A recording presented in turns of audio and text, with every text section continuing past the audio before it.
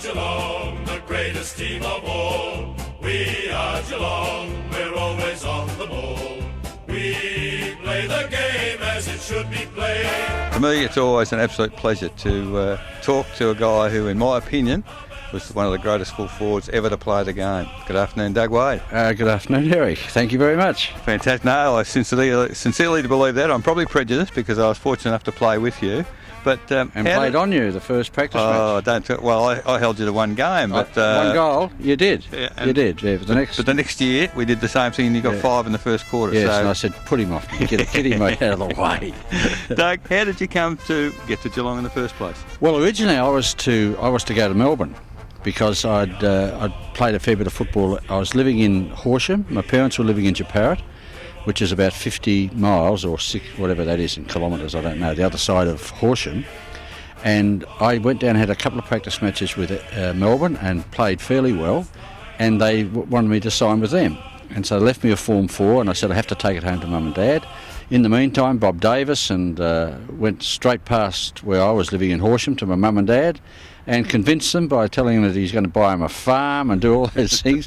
Fair dinkum, unbelievable down in Geelong. And Dad rang me up and said, listen, don't sign that Form 4, which would have tied me to that Melbourne Football Club for forever in those days. And he said, well, go down and have a go at Geelong's, which we came down here, had a couple of practice matches, and decided to play here. Having regard to that decision, ever have any regrets? None whatsoever. No, none whatsoever. Oh, look, I couldn't stand Melbourne. I went down a couple of times to Melbourne. I'd been to the cricket a few times, and I just felt when we came to Geelong, and in the Combi van we went down to the beach at the bottom of Melville Street, and we washed in the beach because we didn't get down there till early in the morning. I had a girlfriend who I had to see. She was a Deb. She was doing a Deb ball, so young. I was only 17 or something. It's ridiculous.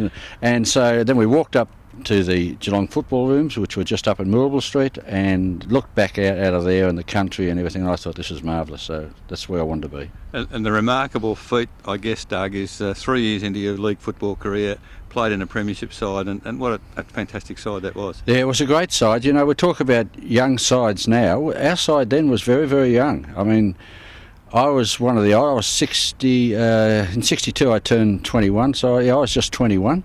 I had my 21st birthday on a boat going to New Zealand on the Brittany. Did you go on that? No, fortunately. Oh, gee, it was a Greek it was a vessel, you wouldn't call it a boat. It was only about 14,000 tonnes, and I was sick all the way over and all the way back. It was dreadful. And then we toured New Zealand in 62, and then the next year we got Polly, of course, and he was fantastic.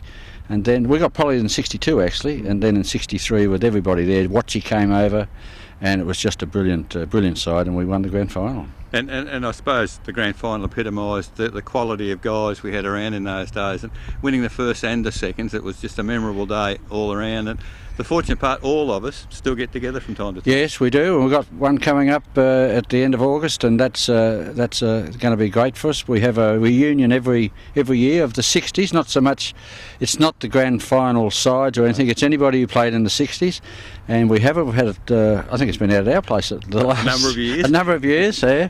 I don't think the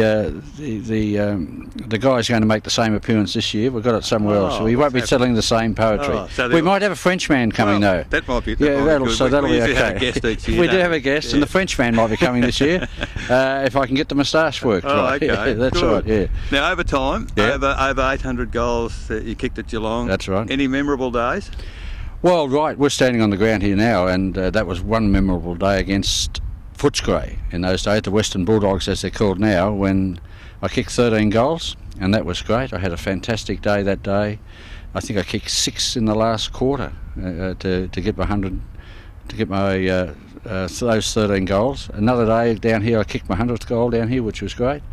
A day at South Melbourne when I kicked 13 goals again. But none can beat the games when you play in the finals. And I had some great games in finals. And I guess I couldn't let you go without asking the obvious questions. How come in the early 70s you forsake Cardinia Park and ended up at North Melbourne? Well, there was a lot of things going on in my life, and the 10-year rule came in, which allowed any player, and I'd played 12 years at Geelong, any player that had played 10 years had an automatic transfer to another club if they wanted to do that. It was soon stopped after 3 of us did that. But I was living in Melbourne. There was a lot of things going personally in my life, and I thought, well, this is an opportunity to go there. And look, I'm glad I did. I had a fantastic 3 years there, and we won the premiership in '75, and it was brilliant. The beauty of it all, of course, Doug, is that you had that experience, and now you're back with Geelong as a committee man, and I guess the job is much harder now as a committee man than ever as a player. Oh, absolutely. 8 years I've had it. 8 years. I had hair when I first started, just a little bit, not much more, but so did you. Yeah, they're right. Yeah. But, oh, gee, when you have games like we've played during the year, so many good games and then so many dreadful games, you just wonder what you have to do, and we really don't have any say in that. We leave that to the football department. It's just, as a board member, you just look at the direction of which way the club is going and what we can do. Doug, an absolute delight to come together with you and to do it with the Doug Wade stand in the background. Can you see it? Can you get it in there, Graham? Sensational. Yeah, good on you, mate. Fantastic to it's talk to you. It's a great honour to have that there, I tell you. Absolutely, and fantastic for you, but thanks very much for your time. Thanks, Eric. Been Doug Wade in Catching Up with the Cats.